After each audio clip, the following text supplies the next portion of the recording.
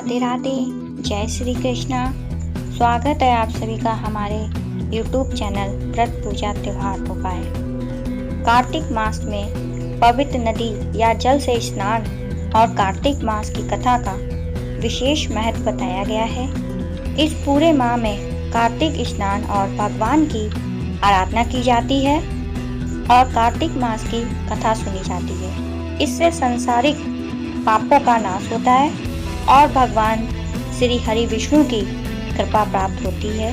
कार्तिक मास में दान धर्म का भी खास महत्व है। मान्यता है कि इस दिन दान आदि से पुण्य का फल इस जन्म में तो मिलता ही है, साथ ही अगले जन्म में भी मिलता है। कार्तिक स्नान और कार्तिक मास की कथा को पुराणों में बड़ी महिमा बताई गई है। तो आइए जानते हैं कार्तिक मास की कथा या कार्तिक मास की कहानी। यदि अब तक आपने हमारे YouTube चैनल को सब्सक्राइब नहीं किया है तो जरूर कर लें और बेल आइकन को दबाना ना भूलें, जिससे आने वाली सभी वीडियो समय पर आप तक पहुंचती रहे। वीडियो को लाइक कर दें, हो सके तो वीडियो को ज़्यादा से ज़्यादा शेयर करें। अगर आप मेरे चैनल पर नए हैं तो प्लीज़ मेरे चैनल को सब्सक्राइब करें। तुलसी से जुड़ी एक कथा बहुत प्रचलित है। श्रीमद् भागवत पुराण में इसके अवतरण की दिव्य लीला कथा भी बनाई गई है। एक बार शिव ने अपने तेज को समुद्र में फेंक दिया था, जिससे एक तेजस्वी बालक ने जन्म लिया। यह बालक आगे चलकर जालंधर के नाम से पराक्रमी दैत्य राजा बना। इसकी राजधानी का नाम जालंधर नगरी था। दैत्यराज कालनेमी की कन्या वृंदा का विवाह जालंधर से हुआ। जालंधर महाराक्षस था। अपनी सरता के मत में चूर उसने माता लक्ष्मी को पाने की कामना से युद्ध किया, परंतु समुद्र से ही उत्पन्न होने के कारण माता लक्ष्मी ने उसे अपने भाई के रूप में स्वीकार किया। वहां से पराजित होकर वह देवी पार्वती को पाने की लालसा से कैलाश पर्वत पर गया। भगवान देवादिदेव शिव का ही रूप धरकर माता पार्वती के समीप गया, परंतु मां ने अपने योग बल से उसे तुरंत पहचान लिया तथा वहां से अंतर्ध्यान हो गई। देवी पार्वती ने क्रोधित होकर सारा वृत्तांत भगवान विष्णु को सुनाया। जालंधर की पत्नी वृंदा अत्यंत पवित्रता स्त्री थी।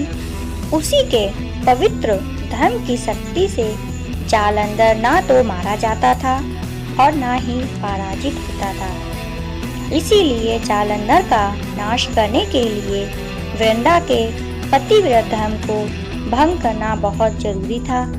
इसी कारण भगवान विष्णु ऋषि का वेश धारण कर वन में जा पहुँचे, जहाँ वृंदा अकेली भ्रमण कर रही थी। भगवान के साथ दो मायावती राक्षस भी थे, जिन्हें देखकर वृंदा भयभीत हो गई। ऋषि ने वृंदा के सामने एक पल में दोनों राक्षस को भस्म कर दिया। उनकी शक्ति देखकर वृंदा ने कैलाश पर्वत पर महादेव के साथ युद्ध कर रहे अपने पति जालंधर के बारे में पूछा। ऋषि ने अपने माया जाल से दो बानर प्रकट किए। एक बानर के हाथ में जालंधर का सिर था तथा दूसरे के हाथ में धड़। अपने पति की यह दशा देखकर वृंदा मूर्छित होकर गिर पड़ी। होश में आने पर उन्होंने ऋषि रूपी भगवान से विनती की कि वह उसके पति को जीवित करें।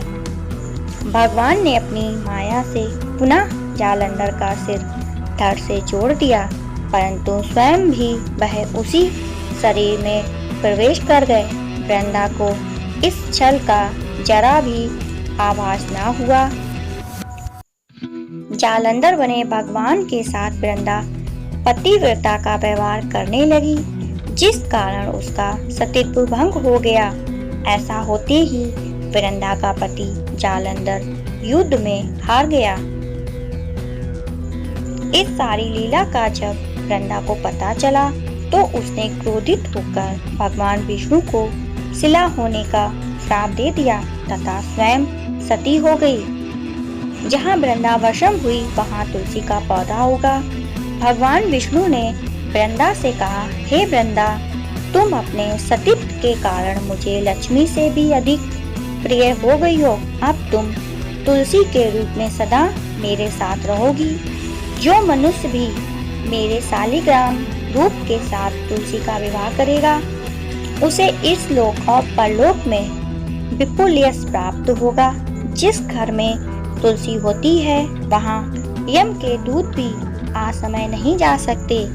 गंगा व नर्मदा के जल में स्नान तथा तुलसी का पूजन बराबर माना जाता है।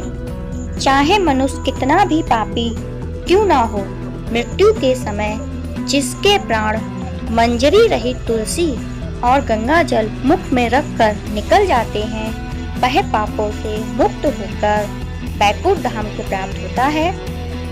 जो मनुष्य तुलसी व आमलों की छाया में अपने पितरों का श्राद्ध करता है, उसके पितृ मोक्ष को प्राप्त होते हैं। इसी के साथ हमारी तुलसी माता की कथा यहीं पर समाप्त होती है।